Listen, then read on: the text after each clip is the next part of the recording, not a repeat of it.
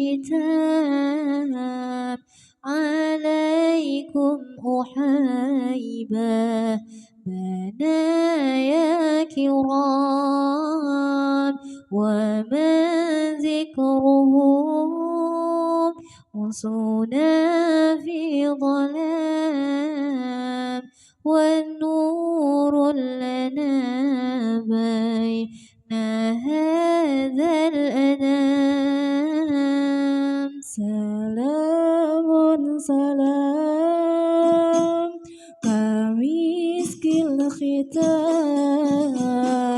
عليكم أحيبا بنايا كرام ومن ذكره أنسنا في ظلام والنور لنا بين هذا العالم سلام كمسك الختام عليكم أهيبا بنايا كرام ومن ذكره أنسنا في ظلام والنور لنا بين هذا الأنام kedua ibu bapa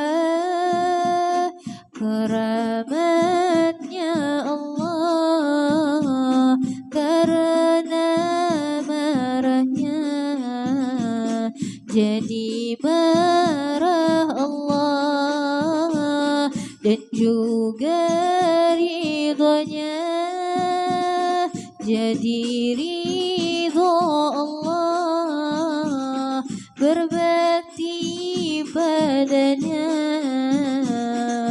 perintah Allah salamun salam kamiskil khitam alaikum uhaiban banaya kiram wa man zikruhu أنسنا في ظلام والنور لنا بين هذا الأنام siapa yang terjaga di malam hari bangun dan berdiri menimang tubuh kita merawat menjaga sedari bayi dialah ibunda sang bidadari salamun salam kamiskil khitam alaikum uhaiban banaya kiram wa man zikruhu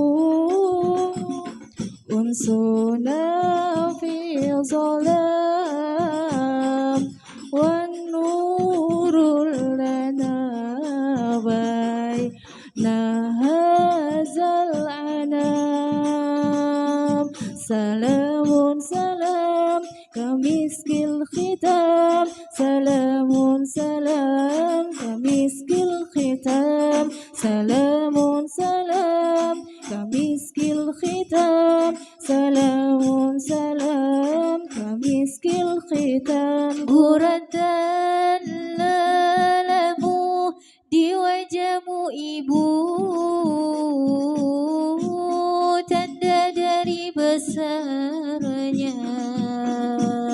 pengorbananmu, maafkan anakmu, berikan ridhamu,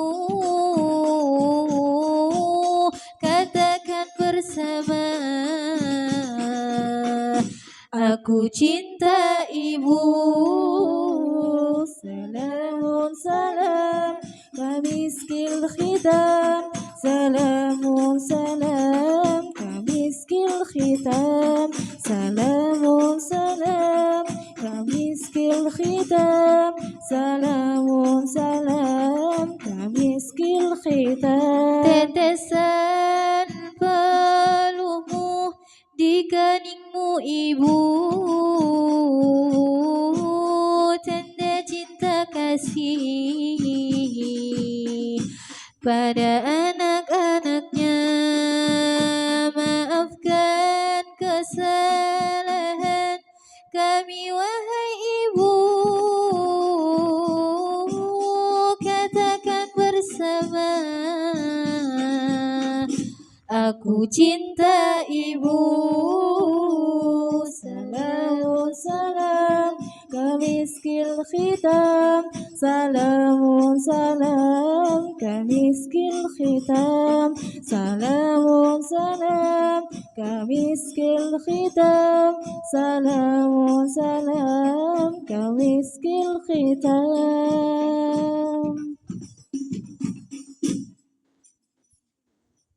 Sallallahu ala Muhammad, sallallahu alaihi wasallam, sallallahu ala Muhammad.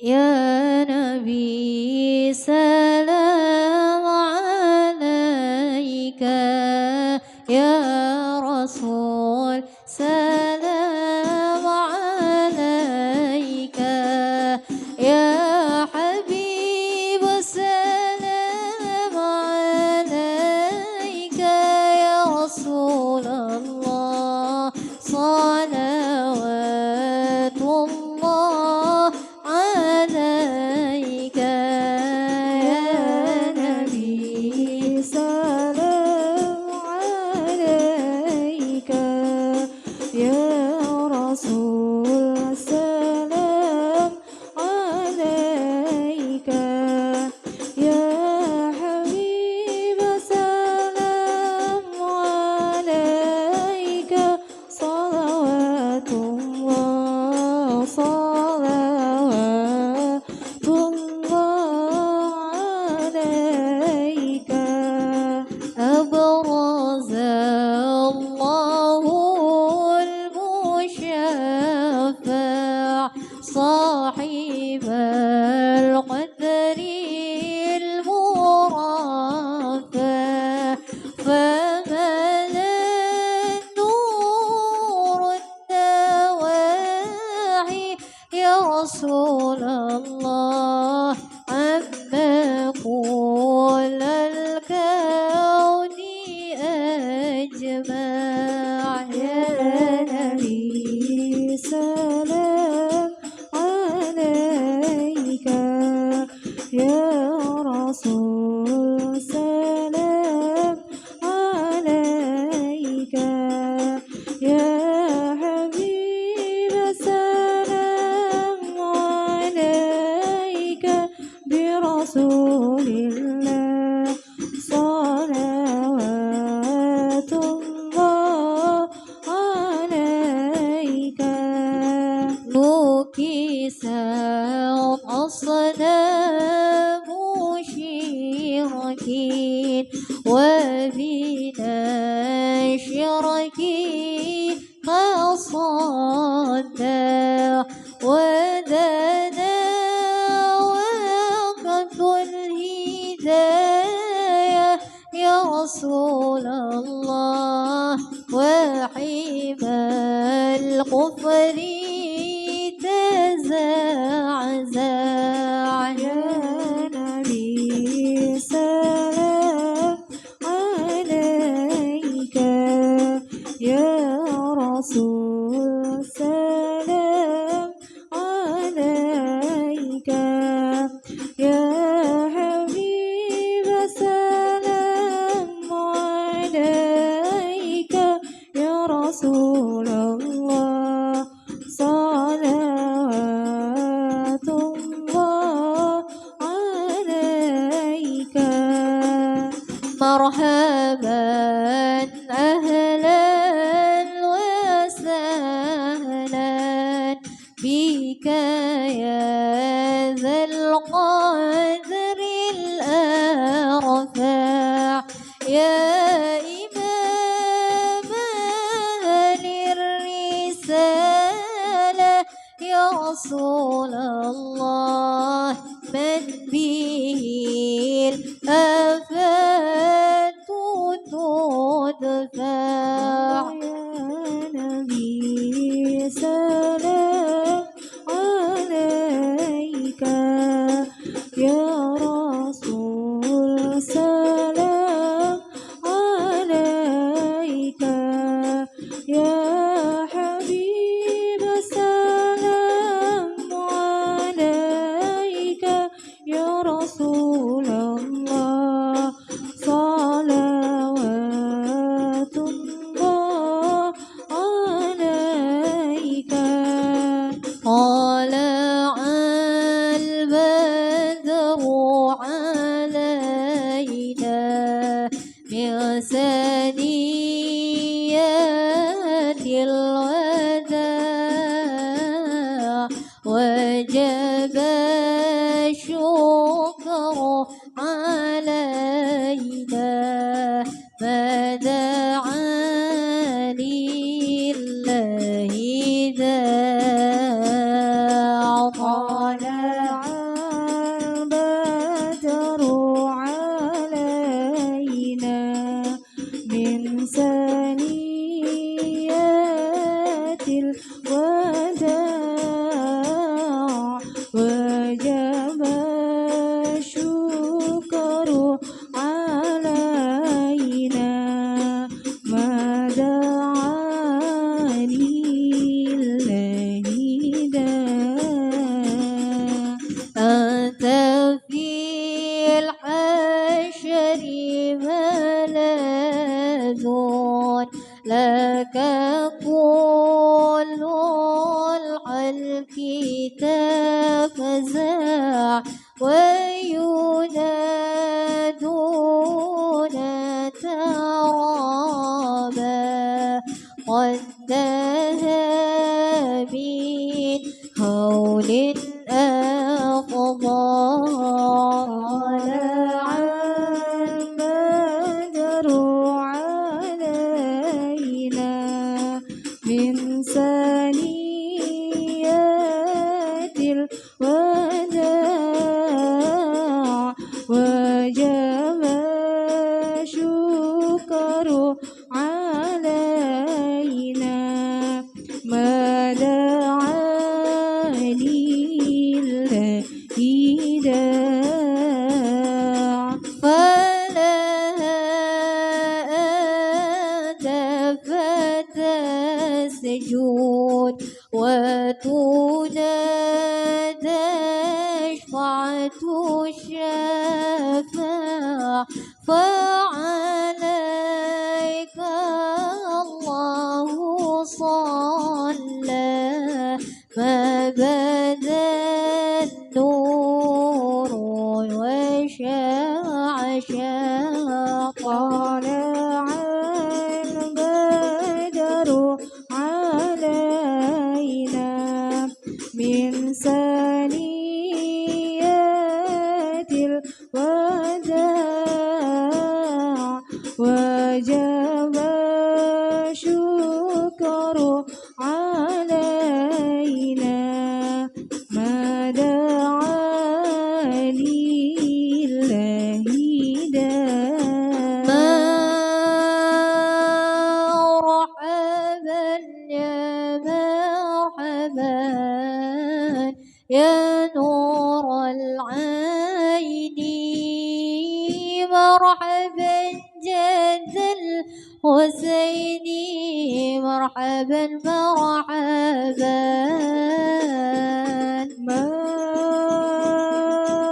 مرحبا يا مرحبا يا نور العين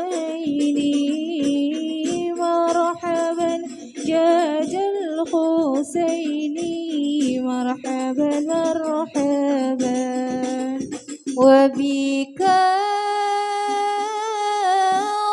الرحمن نسأل وإله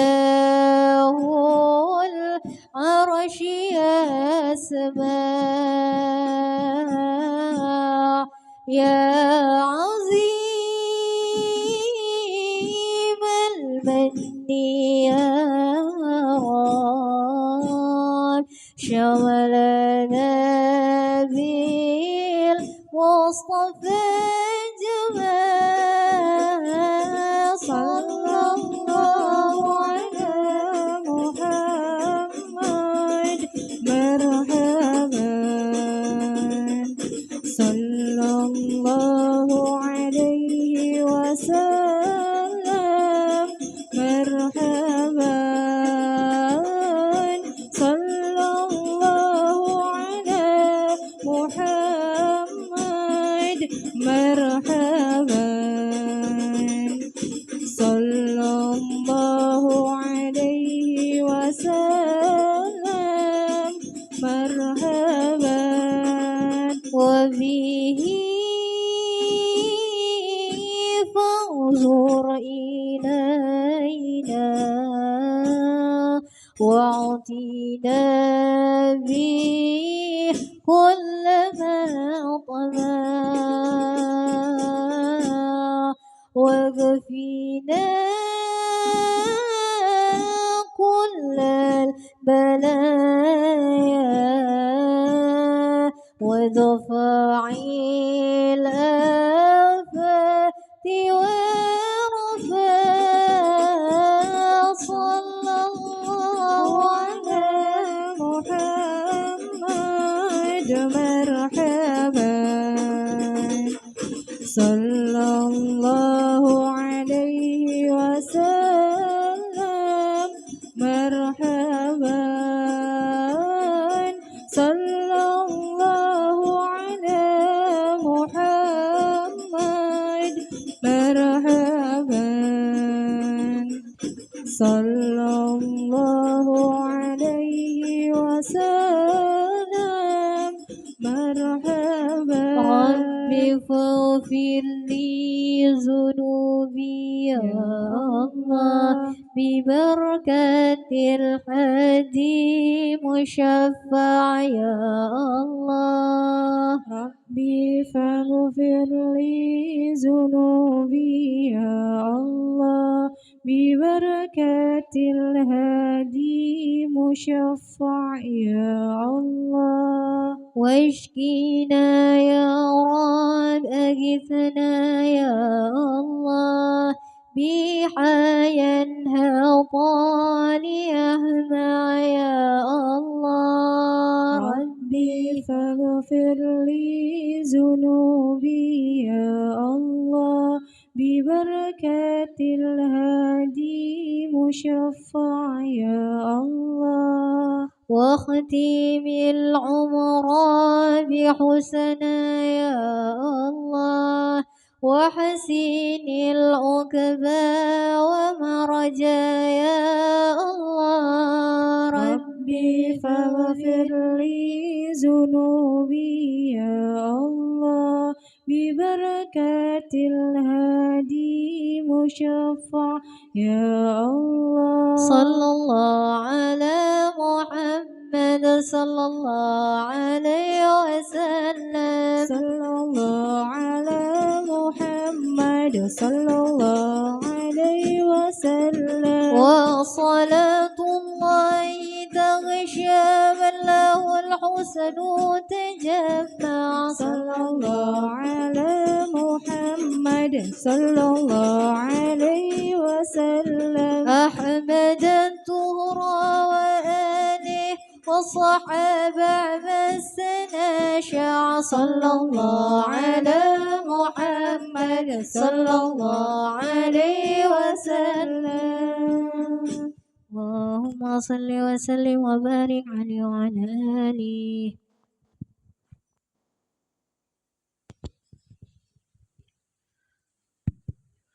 Bismillahirrahmanirrahim. Assalamualaikum warahmatullahi wabarakatuh.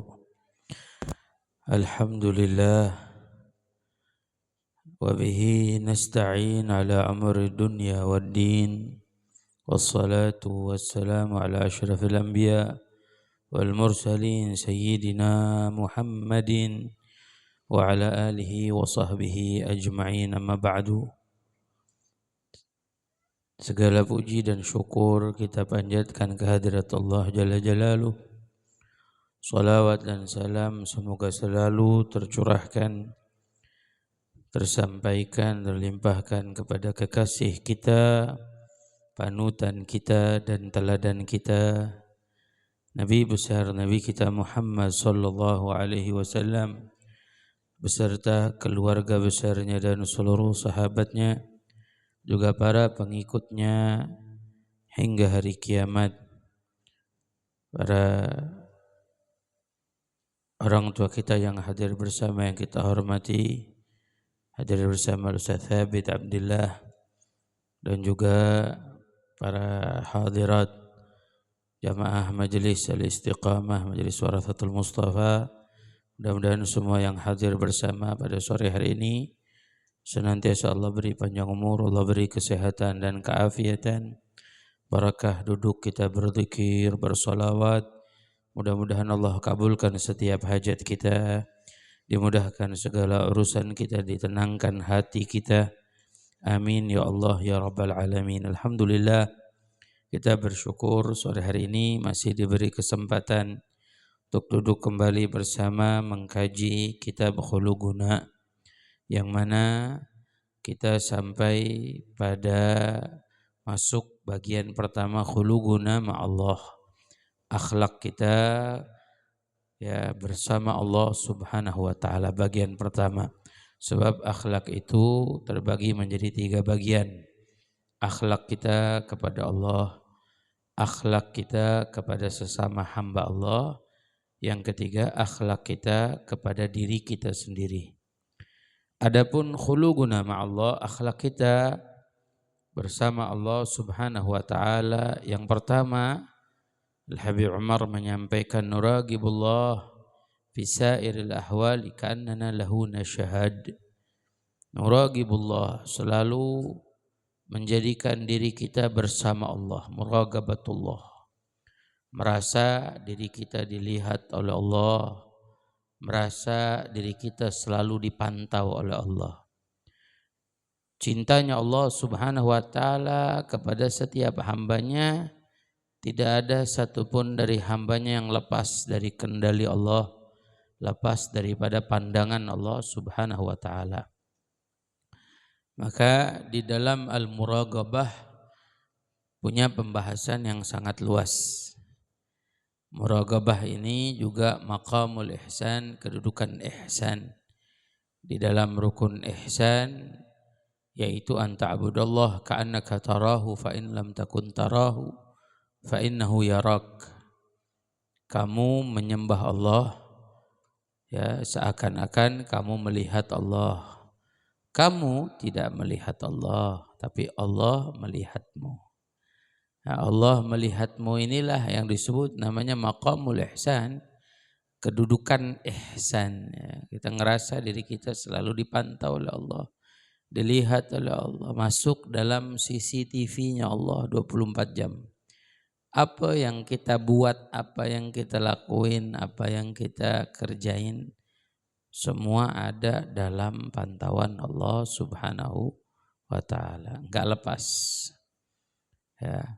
Makanya banyak dalam hadis-hadis yang berisi makna muraqabah, ittaqullah haitsuma kunta, bertakwalah kamu kepada Allah dimanapun kamu berada, ya.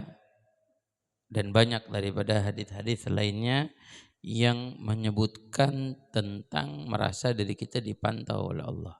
Nah, ini adab kita kepada Allah, kita merasa diri kita dipantau oleh Allah, nuraqibullah ya fi sairil ahwal, di dalam setiap keadaan, keadaan apapun, diamnya, bergeraknya, berdirinya, tidurnya, bangunnya, duduknya, Ya, semua apa yang kita lakukan, apa yang kita perbuat ada dalam pandangan Allah Subhanahu wa taala. Ya, kita merasa diri kita selalu dipandang, dilihat oleh Allah. Ka'annana lahu nashhad. Seakan-akan kita menyaksikan Allah Subhanahu wa taala. Ya, kita kalau ngelihat ada CCTV yang mau ngapain juga nggak berani. Mau garuk-garuk hidung juga nggak berani dia. Ada CCTV nanti dilihat. Ya, ngerasa diri kita dipantau. Ini magam azim. Ini kedudukan tinggi di sisi Allah Ta'ala. Kalau udah sampai maqam muraqabah tuh, hamba yang udah kedudukannya tinggi, semua Allah ngerasa dirinya dilihat sama Allah. Diperhatiin. Hakikatnya Allah memperhatikan, Allah melihat. Cuma apakah setiap hamba merasakan hal itu? Enggak. Tidak semua hamba merasakan hal tersebut. Ya, sebab ada yang mereka dalam hidup mereka udah begitu aja jalanin. Ya, enggak ngerasa diri dia lihat kalau dia lakuin hal yang ingin dilakuin.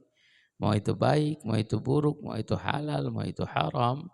Dia perbuat apa yang dia mau perbuat sehingga dia jatuh dalam hal yang tidak diridhoi Allah karena enggak ngerasa dirinya dipantau oleh Allah. Hamba kalau udah ngerasa dirinya dipantau oleh Allah, dia enggak berani ngelakuin hal-hal yang haram. Mau ngelakuin maksiat nih, mau berbuat maksiat ya, ngerasa ya Allah, Allah ngelihat Allah. Makanya ada cerita yang sering banget kita diputer-puter atau didengerin. Ya, santri, ya ada santri baru sama santri lama. Santri baru disayang sama ustadznya. Santri lama cemburu. Kata santri lama, Ustadz kenapa kok lebih sayang sama yang baru? Dia baru. Dia ngaji juga enggak seberapa, kita udah bertahun-tahun di sini mondok ngaji. Kenapa enggak lebih sayang sama kita? Kata ustadznya, ada di dalam dirinya sesuatu yang enggak ada di yang lainnya. Ya ada Allah kasih keistimewaan. Oh enggak mungkin, kita yang mondok bertahun-tahun. Masa kita enggak lebih paham dari dia? Akhirnya dites sama ustadz, dikasih 1 ekor ayam, seekor ayam setiap satu santri. Ustadznya bilang, potong ini ayam di tempat yang enggak ada yang lihat. Bisa enggak? Potong nih ayam di tempat yang enggak ada yang lihat. Kata-katanya itu enggak ada yang lihat. Bukan enggak ada manusia yang lihat, enggak ada yang lihat. Oh lari yang satu ke kamar mandi, enggak ada yang lihat, dipotong. Yang satu ke tengah hutan, yang satu ke mana, setengah sungai, potong. Emang enggak ada manusia yang lihat tiga-tiganya itu. Balik dia temuin ustadz. Tapi yang anak baru nih, santri baru balik ayamnya masih utuh, belum dipotong, masih hidup. Kata yang lama tuh, lihat ustadz, ya Allah ini bodoh nih baru dia, motong aja gak tahu tempatnya di mana. Ya enggak dilihat ya. Akhirnya ditanya, kamu udah motong gak ada yang lihat? Enggak. Kamu udah motong gak ada yang lihat? Enggak. Kamu udah motong gak ada yang lihat? Kamu kenapa belum dipotong? Kata ustadznya. Kata si santri yang baru, Ustadz bilang potong di tempat gak ada yang lihat. Saya nyari setiap tempat, gak ada tempat yang gak ada yang lihat tuh gak ada. Masuk kamar mandi mau dipotong di kamar mandi, ada Allah ngelihat. Tengah hutan ada Allah ngelihat, tengah sungai, tengah laut juga ada Allah ngelihat. Dimanapun ada Allah ngelihat. Makanya nggak ada tempat tuh nggak ada yang lihat, nggak ada. Setiap tempat pasti ada yang lihat. Siapa? Allah Subhanahu Wa Taala yang maha melihat. Nah ini orang yang sudah sampai dalam derajat muraqabatullah, indah, hidupnya terarah. Orang kalau sudah sampai derajat muraqabatullah, hidupnya terarah tuh dia. Dia terarah ke jalan Allah Subhanahu Wa Taala. Nggak berani dia ngelakuin yang dilarang oleh Allah. Nggak berani dia ngelakuin maksiat, nggak berani dia ngelakuin sesuatu yang tidak diridhoi oleh Allah. Sebab dia ngerasa dia selalu dipantau oleh Allah Subhanahu Wa Taala.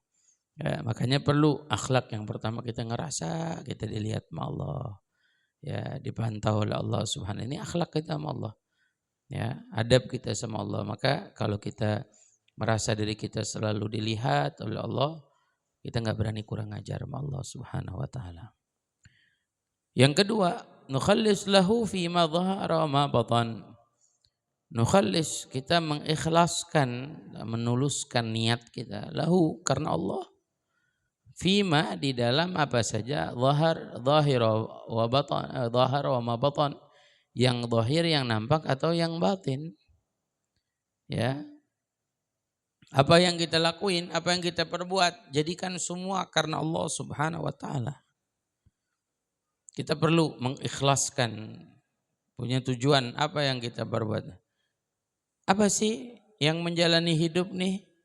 Ya, orang perempuan jalanin hidup untuk apa? Untuk manusia.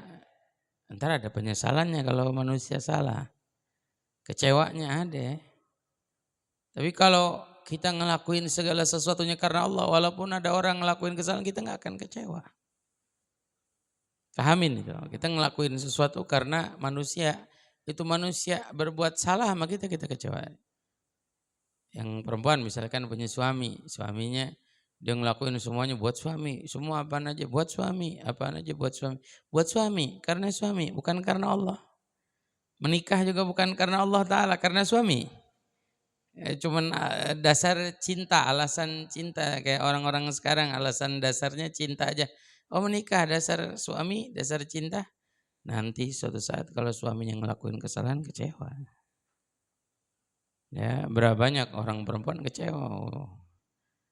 Tapi kalau yang melakukannya karena Allah Subhanahu wa taala, dia nggak akan melihat kesalahan.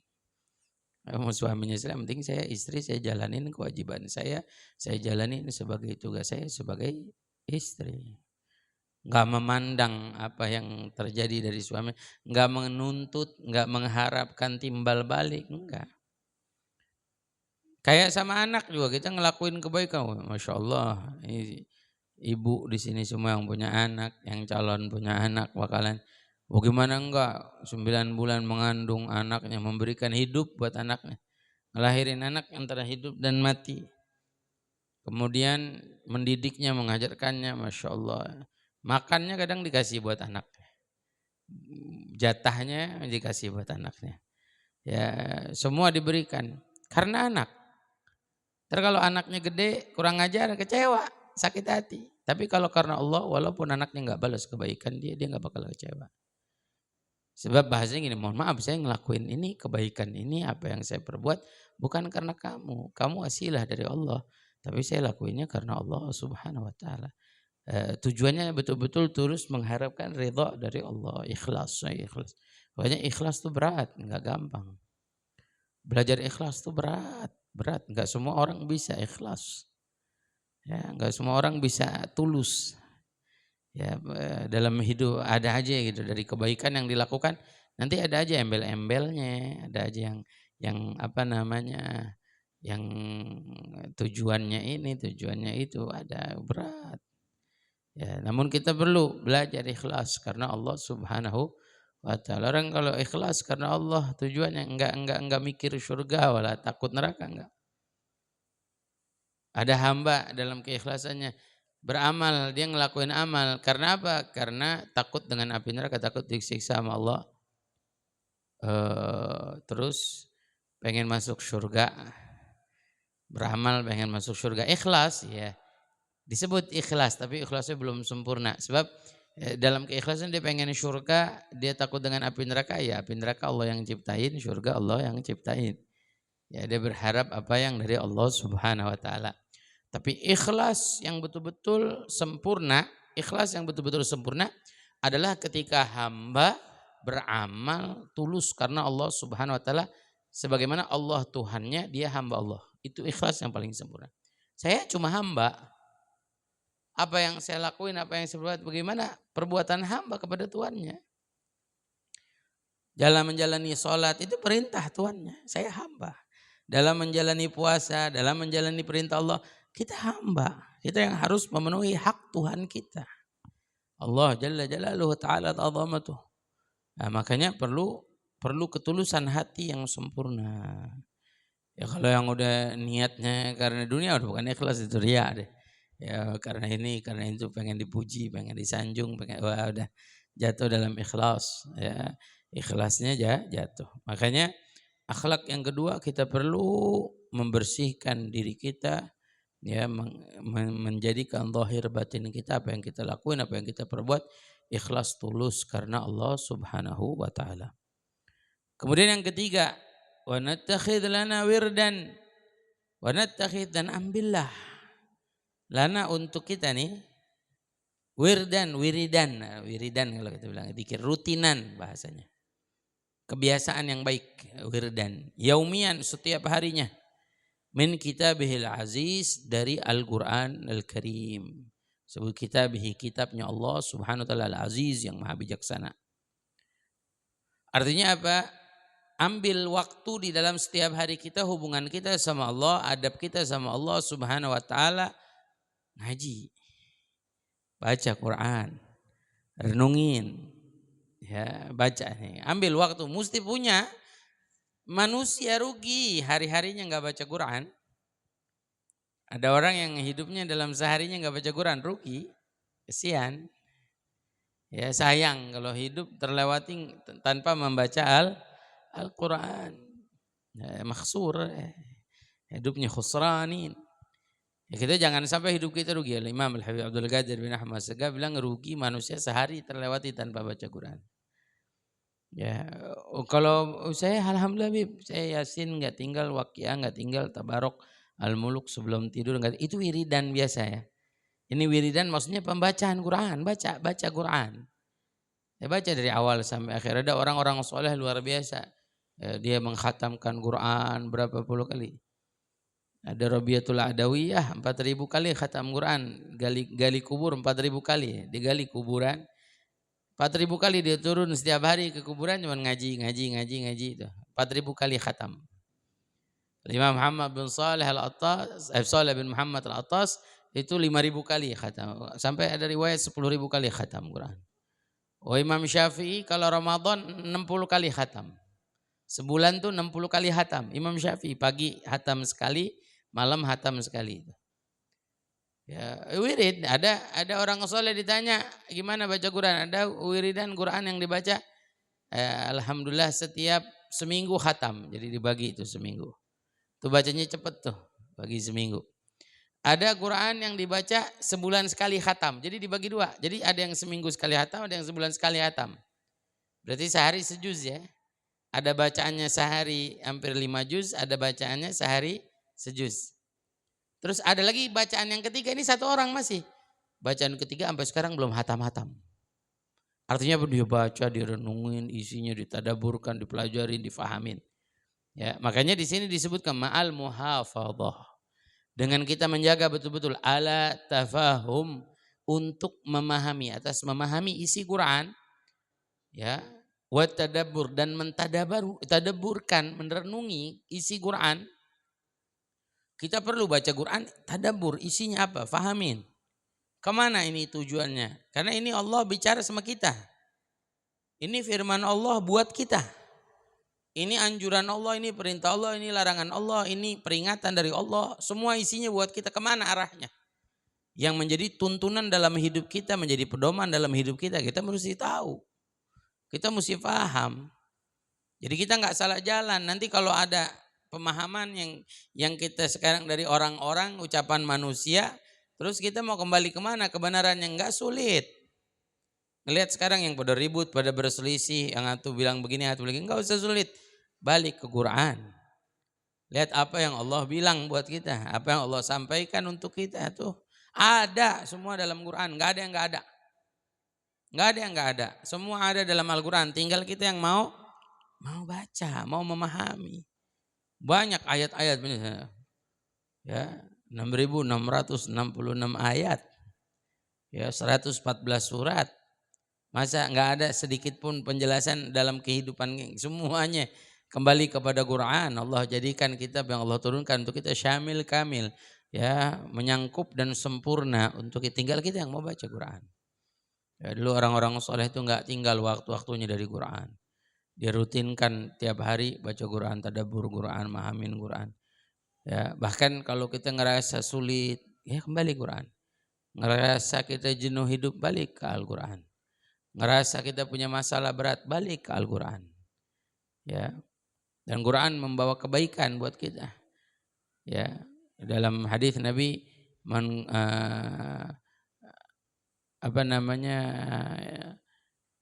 qara al-Quran innallaha, apa dalam hadis Nabi sallallahu alaihi wasallam, Al-Quran tatara'a li ahli sama, Baitun alladhi yugra'u fihi al-Qur'an tatara'a li ahli sama kama tatara'a an-nujum li ahli al-ard. Rasulullah bilang rumah dibacain Quran tuh kayak bintang yang terlihat berkelip ya dari bumi oleh penduduk langit. Ya, seperti rumah kalau dibaca Quran tuh terlihatnya kayak bintang oleh penduduk langit. Orang penduduk langit nih, makhluk langit, malaikat semua ngelihat ada rumah-rumah bercahaya. Itu rumah yang di dalamnya baca Quran, yang gelap udah ketahuan itu nggak baca Quran itu modelannya. Ya. Bayangin coba. Dulu Al-Imam Abdullah bin Umar bin Yahya yang ngebangun rumah. Imam Abdullah bin Umar bin Yahya mufti Hadramaut zamannya. Muridnya Imam Al-Habib Abdullah bin Husain bin Tahir, pengarang kitab Sulamut Taufik. Imam Abdullah bin Umar bin Yahya bangun rumah. Gak lama gurunya Imam Abdullah bin Husain bin Tahir lihat diri dari satu kampung ada rumah cahaya terang, cahayanya nembus ke langit. Dilihatin rumah siapa nggak tahu, rumah Abdullah bin Umar bin Yahya muridnya. Panggil sama gurunya sini. Ya, saya lihat nih rumah kamu terang bercahaya. Terus ada satu tempat di dalam rumah tuh satu ruangan cahayanya terang banget, luar biasa. Apa yang kamu amalin? Ada apa kok rumah kamu bisa terang? Dia bilang apa enggak ada amalan apa-apa guru, kecuali guru ngajarin saya. Kan guru yang ngajarin bangun rumah dari yang halal, dari rezeki yang halal saya bangun rumah. Tapi ketika saya bangun rumah tuh, setiap saya bangun rumah, setiap bangun satu ruangan saya sholat 2 rakaat, saya khatamin 30 juz Quran. Setiap satu tangga saya khatamin Quran. Setiap satu tangga saya khatamin Quran. Nah adapun kamar saya, udah kagak tahu deh tuh berapa kali khatam Quran tiap hari, tiap waktu deh. Bahasanya menghatamkan terus Quran sehingga kamar itu yang paling terang. Artinya apa? Rumah kita jadi terang, jadi tenang kalau kita bacain Quran. Coba lihat rumah nggak dibacain Quran, sumpek. Dalam rumahnya berantem melulu, ribut melulu, nggak ada ketenangan, nggak ada kebahagiaan. Tapi kalau rumah dibacain Quran enak, tenang, adem. Biar satu orang dalam rumah yang baca Quran, apalagi kalau semuanya serumah, entar suaminya, entar istrinya, entar anaknya baca Quran, entar siapa yang datang ikut baca Quran, waduh rumahnya terang. Ya, terang lahir dan terang batin di dalam membaca Quran. Dan urusan kita baca Quran ini adab kita sama Allah Subhanahu wa taala. Ya, kita kalau kita sempetin kita baca Quran, kita biasain dalam baca Quran, maka insya Allah menjadikan adab yang indah hubungan kita dengan Allah Subhanahu wa taala ya di dalam membaca Al-Qur'an. Baca Al-Qur'an dengan tadabbur, dengan khusyuk. Dulu Sayyidina Khalid ibn al-Walid, Sayyidina Ikrimah bin Abi Jahal, ya, itu kalau megang Quran aja nangis, megang Quran nangis. Hadza kalam Rabbi. Ini adalah firman Allah Tuhanku. Itu baru baca berapa ayat pingsan, saking khusyuk, saking hadir hati. Kalau sekarang kita Masya Allah kadang-kadang ada orang naik mobil nyetel Quran di mobilnya, yang di belakang ngakak-ngakak, kakak, wala adab, wala hormat. Ya kadang ada di masjid, musola suka sore-sore belum maghrib baca Quran, yang di rumah lagi ngakak, kakak, ada mahu adab. Makanya dulu Njid Al-Habib Uthman Mufti Betawi itu ngelarang kalau di masjid sore-sore baca Quran. Dari salah satu fatwanya. Kenapa dilarang? Apa alasannya? Kok orang ngaji dilarang? Ntar kan orang salah paham. Alasannya karena kebanyakan orang-orang di rumahnya enggak pada dengerin Quran. Wa idza quri'a al-Quran wa idza quri'a al-Quran ansitu wasma'u. Kalau udah dibacain Quran tuh kita dengerin. Ya, ansit, diem, dengerin, khusyuk. Ya, fahamin, tadabburin, dengerin. Kayak pengajian kadang-kadang suka ada ngundang qori. Qori di pengajian, maka yang hadir dengerin. Ajarin anak-anak kita yang kecil-kecil dengerin kalau Quran. Ya, urusan ustadz ngomong aja mesti dengerin, apalagi ini kalam Allah jalla jalaluh. Ini omongan Allah, bicaranya Allah. Apa yang dibilang sama Allah, jangan sampai gak didengerin. Ada su'ul adab ma Allah. Kalau kita gak dengerin Quran, kita ngobrol, ada su'ul adab ma Allah. Makanya kembali ke tadi yang pertama, orang kalau hadir sama Allah hatinya selalu menghadirkan Allah ketika dibacakan Quran. Mereka pasti langsung tunduk. Ya, mereka tunduk, sujud. Ya, artinya tunduk maksudnya hormat. Ini Quran bukan macam-macam. Ya, ketika doa, ketika hadir majlis, ketika dengar pembacaan zikir, bacaan mereka tunduk sama Allah. Sebab adab sama Allah. Tapi kalau yang dia nggak menghadirkan Allah udah biasa aja, dia hadir majlis dia ngobrol, ya dia maulid dia ngobrol, ya nggak tahu yang diobrolin manfaat apa enggak. Ya mohon maaf, kalau ada obrolannya lebih baik dari apa yang dibaca silakan. Itu baca Quran paling baik. Satu huruf dari bacaan Al-Quran itu pahalanya 10 derajat, 10 pahala dari Allah Ta'ala. Likulli harfin 10 hasanat. Walam aqul alif lam mim harfun. Bal alif harfun, lam harfun, mim harfun. Kata Rasulullah SAW, setiap orang baca Quran 1 huruf 10 pahala. Saya tidak katakan, kata Rasulullah, alif lam mim 1 huruf, alif 1 huruf, lam 1 huruf, mim 1 huruf, berarti 30 pahala itu. Itu baru alif lam mim itu 30 pahalanya. Belum yang ngajinya sejuz, ngajinya banyak. Masya Allah barakah. Ya, pahala. Ente larang diri ente sendiri untuk mendapatkan pahala. Yang rugi siapa? Dia rugi. Ya, dia pelit sama diri dia sendiri untuk meraih pahala, untuk meraih pemberian dari Allah Subhanahu wa taala. Kemudian yang keempat, naharus ala hudur qulubina fi sholati lahu. Nahrus, kita jaga, berusaha. Nahrus itu jaga dan usaha. Ala atas hudur hadirnya qulubina, hati kita. Fi sholati lahu, dalam melaksanakan salat kepada Allah taala, dalam sujud, dalam ruku. Ya, dalam menjalankan perintah Allah, hadirin hati kita. Ini yang kita sembah siapa nih? Usolli fardhu asri 4 rakaatin. Allahu Akbar, Allah Maha Besar. Allahu Akbar, Allah Maha. Ada yang lebih besar dari Allah?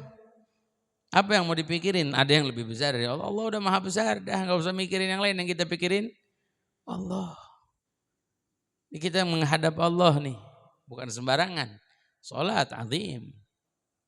Salat mi'rajul mu'min. Mi'rajnya orang yang beriman sama Allah. Nyambung langsung kepada Allah Ta'ala. Pintu kita nyambung sama Allah Subhanahu. Aqrab ma yakunul abad min rabbihi wa huwa sajid. Tempat yang paling dekat antara hamba dengan Tuhannya adalah ketika dia sujud. Allah Maha Besar. Enggak keluarga urusan lebih besar. Enggak duit urusan lebih besar. Wala apa kerjaan urusan lebih besar. Allah Maha Besar. Dah ente paling sholat 5 menit, enggak lebih. Ada yang sholatnya lebih mungkin 10 menit. Enggak ada yang orang sholat sejam. Ya, sholat zuhur sejam, asar sejam. Enggak mungkin. Berapa menit?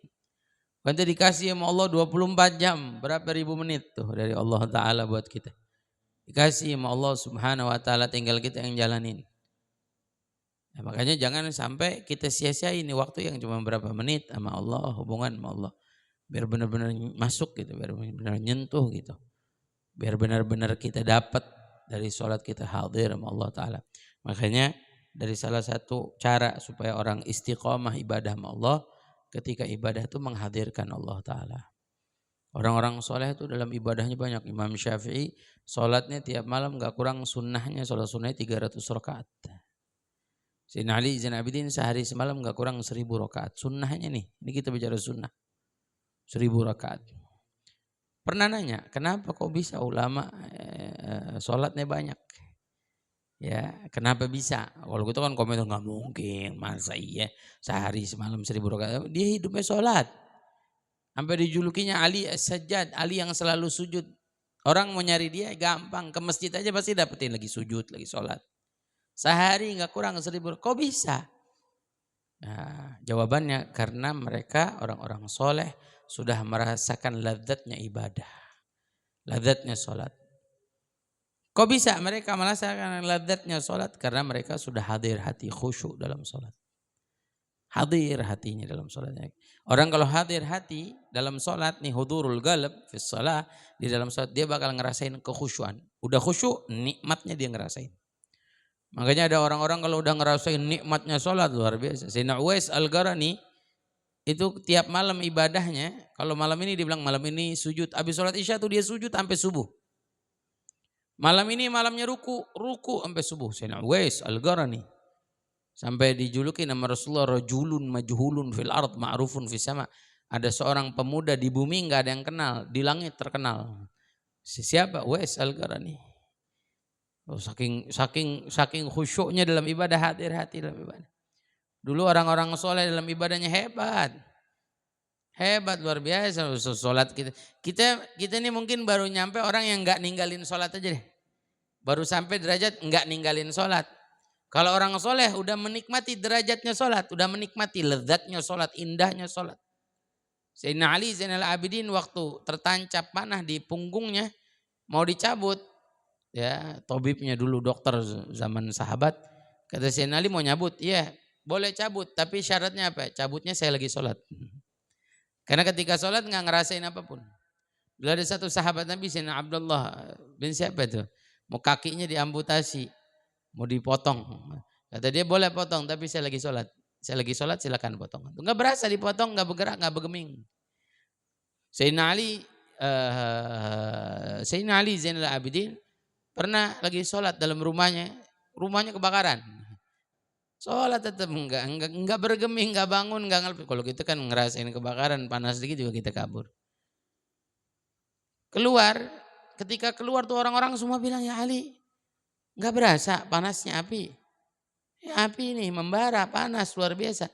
Kata beliau apa? Saya enggak berasa panasnya. Saya lebih berasa ketika sholat, khawatir saya dengan api neraka Allah. Saking khusyuknya takut dengan api neraka Allah. Ya, tapi api nerakanya Allah takut sama orang yang beriman. Api nerakanya Allah takut dengan cahaya orang beriman. Karena api neraka enggak ada yang bisa nyiksa. Kata ulama, api neraka itu tersiksanya cuma dengan cahaya orang beriman. Api neraka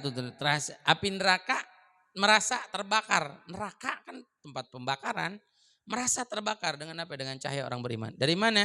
Dari salah satu riwayat hadits Nabi, orang beriman tuh kalau lewat sirat, nanti neraka ngomong, juz ya mu'min, orang beriman lewat cepet-cepet.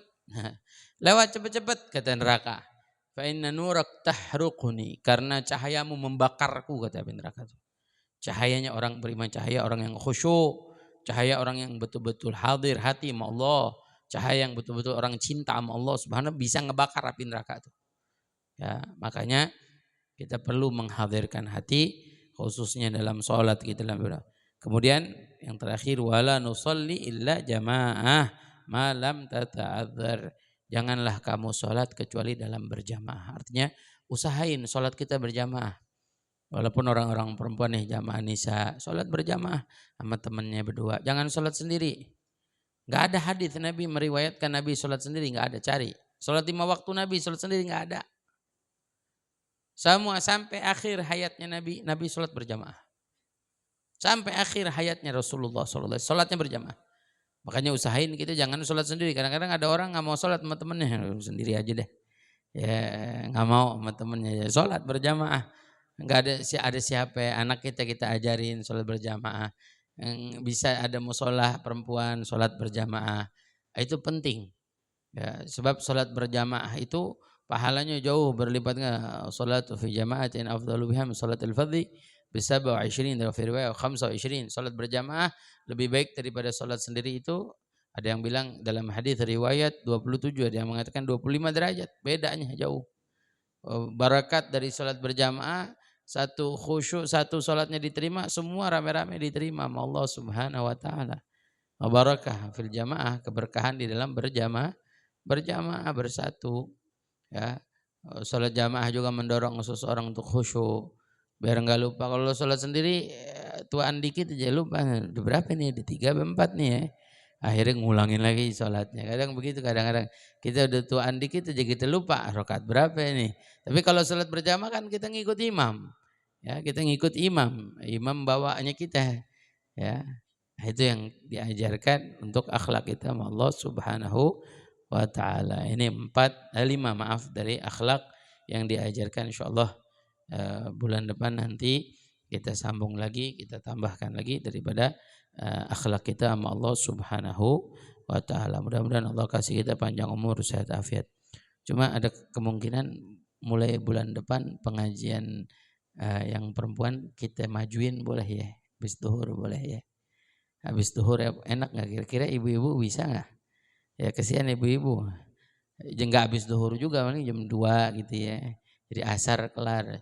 Kalau gini hari katanya ada yang protes sama saya pulangnya kesorean. Yang jauh-jauh nyampe rumah kelewat maghrib katanya. Ya, jadi insya Allah mungkin bulan depan kalau boleh kita majuin ya jam 1 deh. Ya habis makan siang udah kenyang asal jangan tidur aja di majelis ntar. Udah kenyang ngantuk tau nih ya. Tapi nggak apa-apa biar tidur di majelis yang penting hadir insya Allah biar barakahnya sampai buat kita semuanya. Amin ya rabbal alamin. Mungkin ini yang bisa kita pelajari di sore hari. Mudah-mudahan jadi manfaat ya menjadikan kita hamba yang berakhlak sama Allah Subhanahu wa taala, selalu bisa menghadirkan Allah dalam kehidupan kita. Peka kepada Allah Subhanahu wa taala, berasa kita selalu dalam pantauan Allah, yang kita selalu memerhatikan Allah Subhanahu wa taala memperhatikan kita, dan kita ikhlas di dalam apa yang kita lakukan secara lahir dan batin, dan kita bisa menjalani rutinitas kita dengan baik, khususnya hubungan kita dengan Quran, dan Allah Subhanahu wa taala jadikan kita hamba-hamba Allah yang hadir hati kita dalam salat kita, dalam ibadah kita, dalam ketaatan kita. Mudah-mudahan Allah jauhi dari hal-hal yang buruk, hal-hal yang tidak diridhai oleh Allah Subhanahu wa taala. Amin ya Allah ya rabbal alamin. Bismillahirrahmanirrahim. Alhamdulillahirabbil alamin. Allahumma salli wa sallim ala sayyidina Muhammadin wa ala ali sayyidina Muhammad fil awwalin wal akhirin wa fil mala'il a'la ila yaumiddin. ولقد أشرت لنعت من أوصافه تحيي القلوب تهيج الأشجان والله قد أثنى عليه فما يساوي القول منا أو يكون ثنانا لكن حبا في السرائر قد دعا لمديه صفوة ربنا وهدانا وإذ امتزجنا بالمودة ها هنا نرفع أيدي فقرنا ورجانا للواحد الأحد الإلهنا متوسلين بمن إليه دعانا مختاره وحبيبه وصفيه زين الوجود به الإله حبانا يا ربنا يا ربنا يا ربنا بالمصطفى قبلنا أجب دعوانا أنت لنا يا ذخرنا في هذه الدنيا وفي أخرانا أصلح لنا الأحوال واغفر ذنبنا ولا تؤخذ ربي إن أخطانا واسلك بنا في نهج طه المصطفى ثبت على قدم الحبيب خطانا أرنا بفضل منك طلعة أحمد في بهجة عين الرضا ترعانا واربط به في كل حال حبلنا وهبال من ودى ومن والانا والمحسنين ومن أجاب نداءنا وذوي الحقوق والظالبا أوصانا والحاضرين وسائيا في جمعنا ها نحن بين يديك أنت ترانا ولقد رجوناك فحقق سؤلنا واسمع بفضلك يا سميع دعانا وانصر بنا سنة طه في بقاء الأرض وجمع كل من آدانا وانظر إلينا واسقنا كأس الهنا واشفي وعافي عاجلا مرضانا واقضي لنا الحاجات واحسن خدمنا عند الممات وأصلح نقبانا يا رب واجمعنا وأحبابا لنا في دارك الفردوس يا رجوانا يا رب واجمعنا وأحبابا لنا في دارك الفردوس يا رجوان يا رب واجمعنا وأحبابا لنا في دارك الفردوس يا رجوانا بالمصطفى صل عليه وآله ما حركت ريح الصبا غصانا سبحان ربك رب العزة عما يصفون وسلام على المرسلين والحمد لله رب العالمين. إن الله وملائكته يصلون على النبي يا أيها الذين آمنوا صلوا عليه وسلموا تسليما. الصلاة والسلام عليك يا سيد المرسلين، الصلاة والسلام عليك يا خاتم النبيين، الصلاة والسلام عليك يا من أرسلك الله رحمة للعالمين. ورضي الله تعالى عن أصحاب رسول الله أجمعين. آمين. بسر الفاتحة.